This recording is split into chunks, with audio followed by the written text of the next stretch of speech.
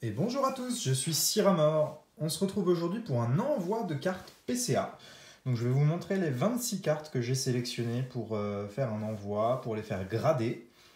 Alors on démarre avec un Celebi Amazing Rare. Donc ce Celebi là, il a des défauts. Il a du silvering, il a un cadrage qui est légèrement à gauche et un coin légèrement abîmé, vous devez le voir à la vidéo ici, le coin qui est en bas à droite.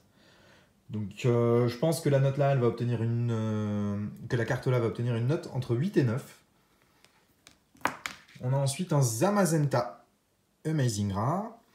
Donc celui-ci c'est pareil, hein, il a beaucoup de silvering. Alors je sais pas si c'est très clair sur la vidéo, mais on voit que ça brille un petit peu sur les côtés. C'est cet effet un petit peu argenté qu'on peut avoir. C'est très courant sur les Amazing Rares, et à cause de ça, je pense que cette carte va aussi obtenir la note de 8. Parce que l'effet de silvering est très prononcé. On a ensuite un Jirachi Amazing Rare. Donc là, encore une fois, on a du silvering. Et on a sur un coin un petit point blanc, ici, en bas. Donc c'est aussi une carte qui devrait osciller, je pense, entre 8 et 9. On a un Rayquaza en Amazing Rare. Donc comme les autres, il a aussi du silvering, mais il est un petit peu moins prononcé sur celui-là. Et c'est le seul défaut que j'ai remarqué sur cette carte. Donc je pense que la note devrait osciller. Allez, on va peut-être être plus proche des 9 sur celui-là.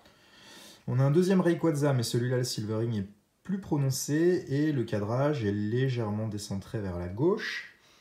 Donc pour moi, celui-ci devrait obtenir la note de 8. On a ensuite un Darumacho de Galar Full Art. Donc cette carte-là, elle est plutôt propre. On a juste le cadrage qui tend légèrement vers la droite. Mais a priori, ça joue pas sur les notes en dessous de 10. Donc je pense que cette carte-là peut obtenir 9,5. On a ensuite un Drascore V Full Art, toujours de voltage éclatant. Donc sur cette carte-là, j'ai noté que le cadrage était légèrement sur la droite. Et on a un défaut pour moi de couleur ici, près de la pointe de la pince, où la couleur pour moi, le vert est un tout petit peu passé. Donc pour moi, la carte là, elle va obtenir un 9. On a ensuite Alistair Full Art. Là, c'est une carte qui est plutôt propre. On a juste un défaut. Ce coin est nettement moins rond que ce coin-là. Donc ça peut jouer un petit peu sur la note, mais pour le reste, la carte est plutôt propre. On a aussi un très léger point blanc sur le même coin. Donc la carte devrait avoir entre 9 et 9,5. On va espérer avoir 9,5. Faiza Full Art. Toujours de la série Voltage éclatant. Donc là, on est sur une carte qui, pour moi, est propre. On a un très léger point blanc ici. Mais c'est quasiment rien. Donc on devrait avoir 9,5 sur celle-ci. Il ne devrait pas y avoir de mauvaises surprises. Et enfin, la dernière de la série Voltage éclatant, c'est le viseur télescopique. Et pour moi, sur celle-ci, j'ai absolument noté aucun défaut. Tout est clean. Le cadrage à l'arrière est un petit peu... tend un petit peu vers la droite, mais bon, c'est vraiment pas grand-chose. Donc on devrait avoir un 9,5 assez facilement sur celle-ci, et on peut espérer un 10. Alors on passe maintenant à XY Evolution. On va envoyer 3 cartes holographiques. Un Raichu. Alors j'essaye de jouer avec la lumière pour vous montrer le défaut de cette carte. On a une rayure horizontale au niveau des joues, tout le long de la carte. Bon, après je les laisse sous top loader pour pas manipuler les cartes, éviter de les abîmer. Donc celle-ci, pour moi, à cause de ce défaut-là, elle va obtenir la note de 8. Parce qu'on a aussi des points blancs sur tout le bord supérieur. Et c'est courant hein, sur cette série-là. Donc la note devrait pas être très très bonne. On a ensuite le Mewtwo holographique. Donc celui-là, il a des points blancs sur un coin. Voilà, ici, on voit le coin est un tout petit peu abîmé.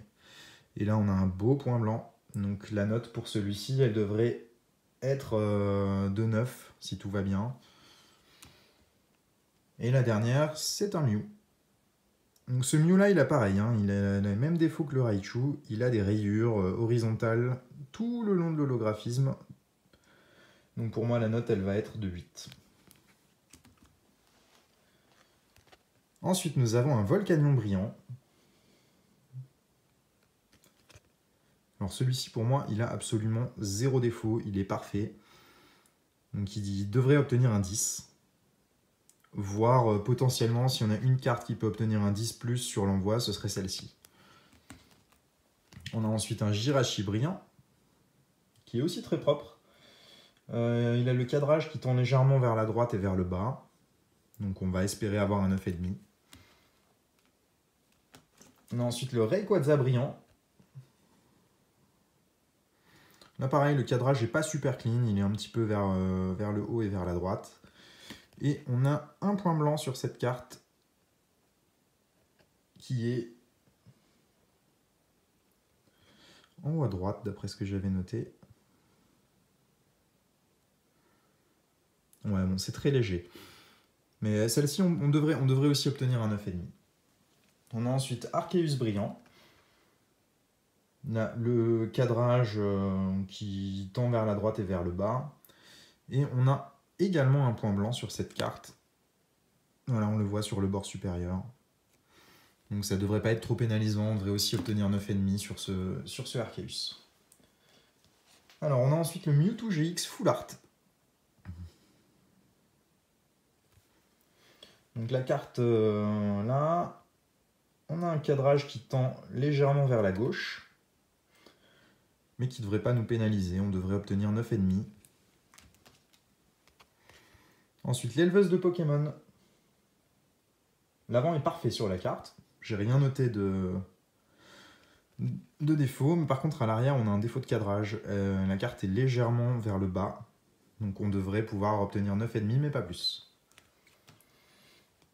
On a après le Zoroark GX Rainbow.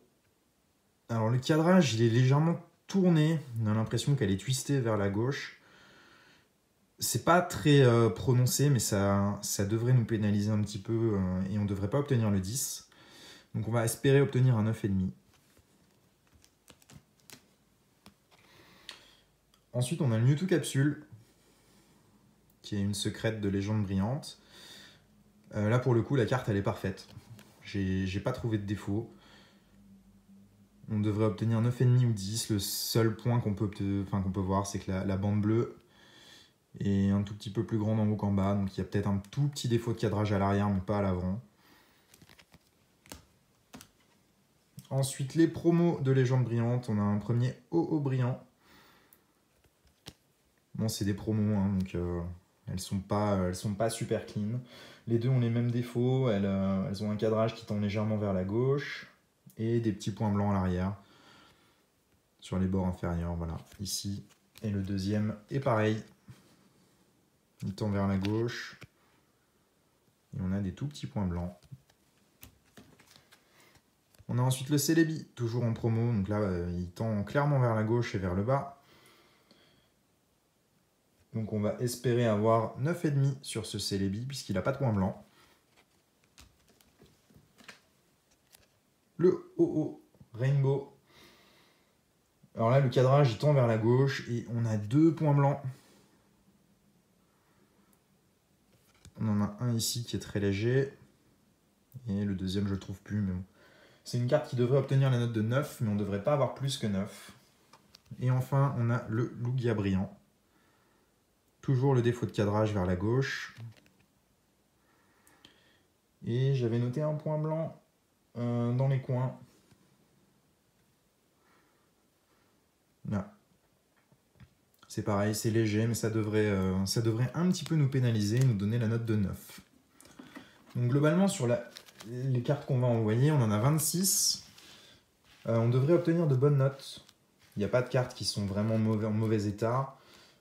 Les seuls sur lesquels on peut s'attendre à avoir des notes moyennes, ça va être les holos de XY Evolution. Mais pour tout le reste, ça devrait aller. Donc merci d'avoir regardé cette vidéo et vous pourrez suivre la réception PCA d'ici 2 mois, 2 mois et demi. L'envoi va se faire la semaine prochaine.